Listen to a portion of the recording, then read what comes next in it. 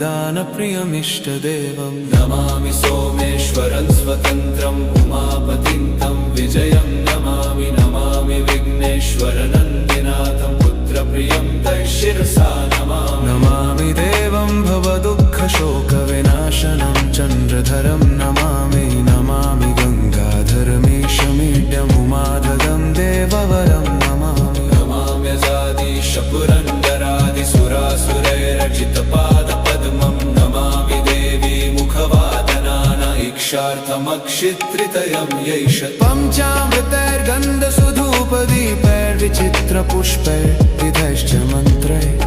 अन्नप्रकारैः सकलो